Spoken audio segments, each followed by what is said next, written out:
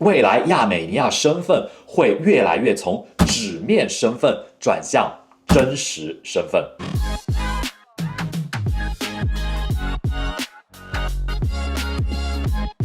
嗨，大家好，我是獨立離岸顧問Sean，專注於為全球華人分享資產配置、稅務優化和身份規劃的深度資訊。今天的視頻，我們來聊一個最近大家都開始高度關注的話題——亞美尼亞2026移民法大重構。可能很多朋友已經聽說了，今年上半年，亞美尼亞政府釋放出一個非常重要的信號。這個過去以低門檻、靈活、高效率著稱的身份規劃目的地，正在醞釀近年來最大規模的一輪移民制度改革。很多朋友可能會問，亞美尼亞這是要關門了嗎？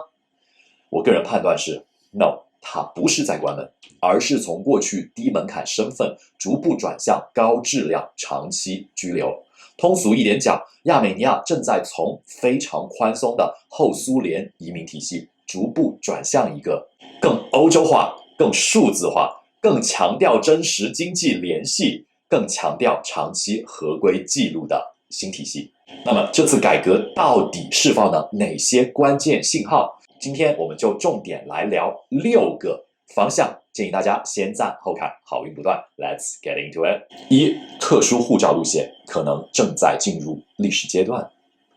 這是這次改革裡邊影響最大的一部分。很多做全球身份規劃的朋友對亞美尼亞最熟悉的一條路線就是亞美尼亞有一款特殊居留 （Special Residence），或者就是大家常說的特殊護照。它最大的特點是什麼？有效期長達10年，申請發放靈活，無最低居住要求。因此，在過去幾年裡，它在很多海外亞美尼亞裔國際投資人、跨國旅居人士以及全球資產配置人群當中非常的受歡迎。但根據目前釋放出來的政策方向，未來亞美尼亞特殊護照很可能停止新的申請。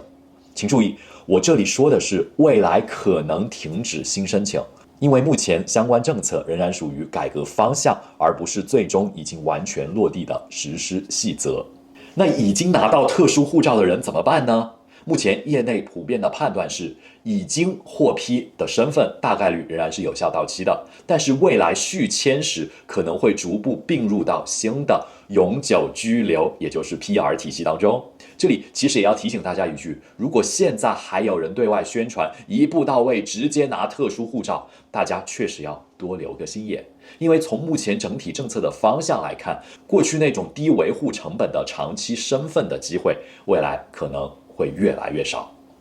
2. 永居 PR 門檻明顯提高，這個變化是整個改革中的核心。以前亞美尼亞有一個非常特殊的地方，很多商業路線其實相對容易直接規劃拿到 PR， 比如注冊一個個體戶 SP 或者公司 LLC， 做一點基礎經營，維持銀行流水，保持稅務申報，就能夠長期維繫這個身份。但未來的方向很可能會變成先申請 TR， 也就是臨時居留， TR 續簽持續維持滿3年以後才能申請 PR， 也就是永久居留權。總結一下，就是亞美尼亞未來會越來越像典型的歐洲體系， TR 到續簽到滿3年再到 PR， 而不是過去很多人理解的快速一步到位。最重要的是，未来 PR 本身可能也会越来越强調真實長期聯繫，這包括居住記錄、稅務記錄、銀行活動、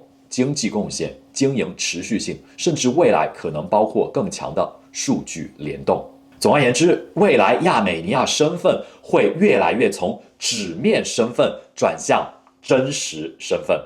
3. 經商居留開始強調真實經營，這一點我覺得很多亞洲申請人一定要特別注意，因為過去幾年很多人把亞美尼亞當作低成本身份中轉站，但未來這種邏輯可能會越來越難。根據目前釋放的方向，未來通過個體戶或者公司的商業活動申請居留時，官方預計會更看重真實的業務、銀行流水、稅務申報、僱傭關係、經濟貢獻，而不是單純的有沒有一家公司。這背後其實非常符合國際趨勢，因為現在全世界都在做反洗錢、CRS、KYC 強化、稅務透明化、UBO 穿透。因此我們可以看到，亞美尼亞也在逐步強調真實經濟聯繫，也就是說，你不能只是有個身份，你還需要解釋你為什麼來這兒，你的業務是什麼，你的收入從哪兒來，你的稅務邏輯是否合理，你的資金路徑是否可解釋。這其實已經不僅僅是個簡單的移民問題了，而是全球稅務合規問題。4. 引入配額與更嚴格的身份核驗。這一點目前業內也討論很多，未來部分居留、工作或者長期身份類別可能會引入 annual quota， 也就是年度配額。這意味着什麼？意味着未來即使材料沒問題，也不代表一定能夠獲批。與此同時，未來亞美尼亞對於外國人停留、工作狀態、長期居留、身份真實的數字化核驗，預計也將進一步加強。注意，這不是亞美尼亞一個國家的問題，這是全球趨勢。現在越來越多的國家都在做數據聯動、數字身份、出入境聯網、稅務聯網、銀行 KYC 同步升級，所以未來身份和真實經濟活動之間會綁定得越來越深。5. 未來入籍規劃更需要前置設計。這一點其實很多人容易忽略，很多朋友們過去理解身份規劃的邏輯是先拿身份，以後再說。但未來這種邏輯會越來越難，因為真正重要的不是拿到身份，而是你能不能長期穩定地維持這個身份。因此，未來亞美尼亞身份規劃很有可能需要把公司、稅務、銀行、居住記錄、長期停留、資金來源、未來入籍路徑全部規劃到一起。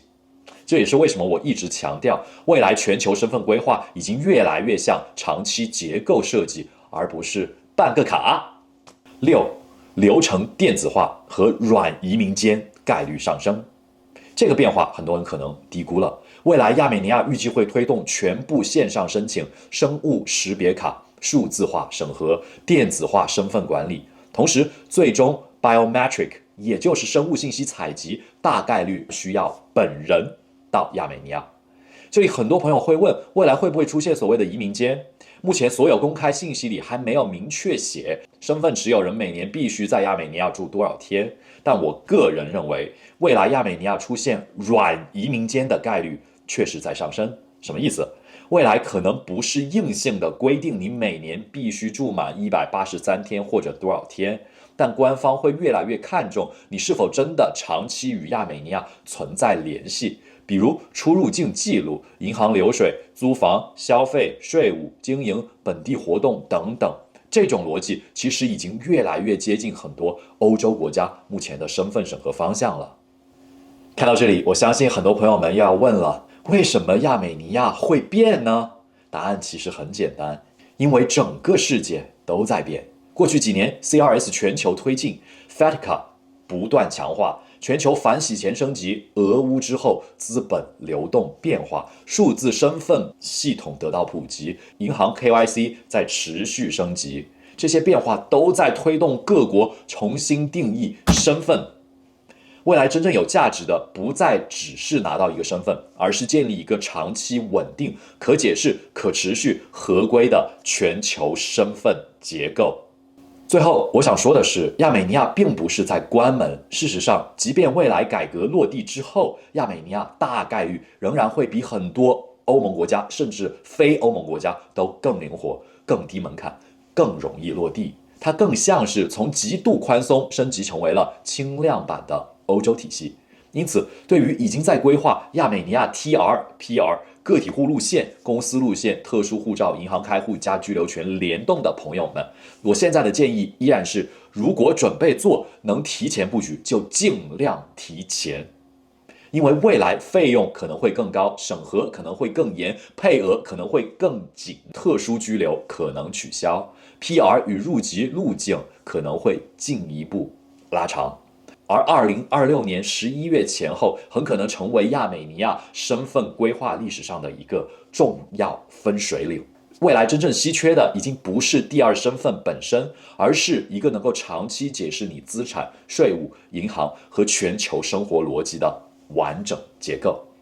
好了，今天這期視頻就到這裡。如果大家想繼續了解亞美尼亞銀行選擇、臨時居留權和永久居留權實操、稅務居民規劃、全球身份結構、離岸公司以及未來全球身份規劃，都歡迎在視頻下方留言或者私信我，我們一起聊聊最適合你的那一條資產和身份離岸路徑。順手牽羊，在動盪年代為全球華人重建資產配置和身份結構。我是Sean，關注我，讓你全球都有人。